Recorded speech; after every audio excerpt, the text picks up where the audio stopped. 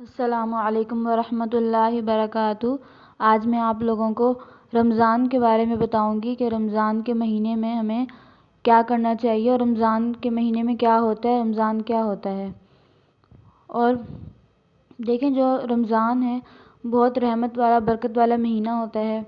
اور جو رمضان ایسا مہینہ ہے کہ جس مہینے کا نام قرآن پاک میں بھی آیا ہے، شہر رمضان الذی انزل فیہ القرآن، کہ رمضان تو وہ مہینہ ہے کہ جس میں اللہ تعالیٰ نے قرآن نازل کیا ہے۔ دیکھیں، رمضان کے مہینے کا نام قرآن پاک میں آتا ہے، اس کے علاوہ جو باقی 11 مہینے ہیں ان میں سے کسی کا نام بھی قرآن پاک میں نہیں آتا۔ اس سے پتہ چلتا ہے کہ رمضان کے مہینہ کتنا برکت والا ہے۔ اور رمضان کے جو مطلب ہوتا ہے، رمضان کے معنی ہیں جلنا۔ دیکھیں، جو رمضان کا ہم روزہ رکھتے ہیں، جب ہم نے روزہ رکھا ہوا ہوتا ہے تو ہمیں ایسا محسوس کبھی کبھی ہوتا ہے کہ ہمارے پیٹ میں جس طرح ایک آگ سی جل رہی ہے، اس طرح جلن سی ہوتی ہے کبھی کبھی۔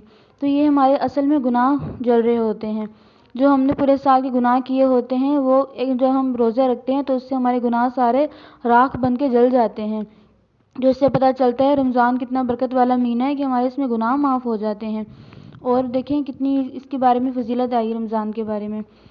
اور دیکھیں، روزہ جو ہوتا ہے، روزہ کا معنی ہے کہ ہم اپنے آپ کو کھانے پینے اور اپنے خواہشات سے روکیں، یعنی کہ اسی چیز کا نام روزہ ہے۔ دیکھیں، یعنی کہ ہم اپنے آپ کو، جو ہم روزہ رکھتے ہیں، اللہ تعالیٰ کی جو حلال چیزیں وہ جو روزے کی حالت میں ہم پہ حرام ہو جاتی ہیں، یعنی کہ کھانا پینا، وہ ہم نہیں کرتے۔ اگر ہم کمرے میں اکیلے ہوں، گھر میں اکیلے ہوں، کوئی بھی ہمارے آس پاس موجود نہ ہو، پھر بھی ہم نہیں کھاتے، ہم کہتے ہیں کہ اللہ ہمیں دیکھ رہا ہے، کہ ہمیں اتنا یقین ہوتا ہے کہ اللہ تعالیٰ ہمیں ہر وقت دیکھ رہا ہے بے شک۔ تو اس لیے ہم روزے میں کچھ نہیں کھاتے پیتے، اپنے آپ کو کھانے پینے خواہشات سے روکتے ہیں۔ تو اسی لیے دیکھیں، جو ہم ان چیزوں کو چھوڑ سکتے ہیں رمضان میں صرف اللہ کی رضا کے لیے، تو ہم باقی دنوں میں بھی حرام چیزوں سے بچ سکتے ہیں۔ ہمیں ہر وقت اللہ تعالیٰ دیکھ رہا ہے بے شک، اللہ تعالیٰ ہر وقت دیکھ رہا ہے ہمیں۔ تو اس لیے ہمیں چاہیے، رمضان ہو یا کوئی دن بھی ہو، ہمیں گناہوں سے لازمی بچنا چاہیے۔ اور دیکھیں، روزے کا مقصد بھی یہی تاکہ ہم گناہوں سے بچیں۔ جس طرح قرآن پاک کی آیت ہے، یا ایھا الذین آمنوا کتب علیکم الصیام کما کتب علی الذین من قبلکم لعلکم تتقون۔ اے ایمان والو، ہم نے تم پر روزوں کو فرض کیا ہے جیسے کہ تم سے پہلے لوگوں پر فرض کیا، تاکہ تم پرہیزگار بن جاؤ۔ یعنی کہ اس آیت میں یہ ارشاد فرما رہے ہیں اللہ تعالیٰ کہ اللہ تعالیٰ نے ہم پر روزے فرض کیے ہیں۔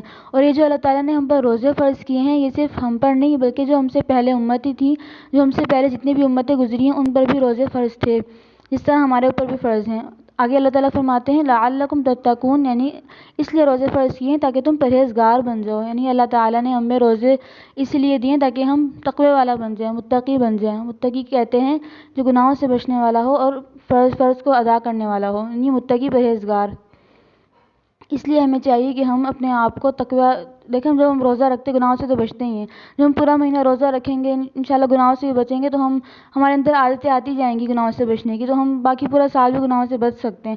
جب ہم اس مہینے میں بچ سکتے ہیں تو باقی پورا سال بھی بچ سکتے ہیں۔ اس کا مطلب ہم یہ کر سکتے ہیں، جو ہم رمضان میں نہ کھاتے ہیں نہ پیتے ہیں، اپنے آپ کو خواہشات سے روکتے ہیں، تو جو ہم یہ کر سکتے ہیں تو ہم وہ بھی کر سکتے ہیں، یعنی کہ عام دنوں میں بھی بچ سکتے ہیں ہم گناہوں سے۔ تو اس لیے لعلکم تتقون، تاکہ ہم پرہیزگار بن جائیں، اس لیے روزے فرض ہوئے ہیں تاکہ ہم گناہوں سے بچیں، ہم پرہیزگار بنیں۔ اس لیے اللہ تعالیٰ نے ہم پر روزے فرض کیے ہیں۔ تو آپ لوگ بھی کوشش کریں، روزے رکھیں، ساتھ ساتھ گناہوں سے ہی بچیں۔ یہ جو عادت ہے اس کو آخر تک قائم رکھیں گناہوں سے بچنے کی۔ اور یعنی کہ روزہ رکھنا ہے تو یہی مقصد ہو کہ ہم متقی بنیں، پرہیزگار بنیں، اور جو ہم روزہ رکھیں تو ہمارا صرف یہی مقصد ہونا چاہیے جو قرآن کریم میں بیان ہوا ہے۔ اور روزے میں دیکھیں، ہم لوگ روزہ رکھیں اور تراویح لازمی پڑھیں۔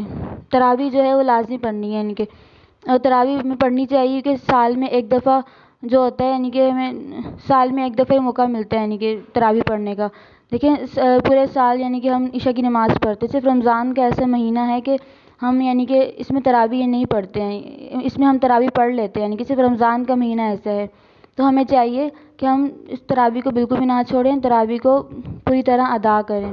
اور تراویح پڑھنا سنت موقدہ ہے، پڑھنی چاہیے تراویح۔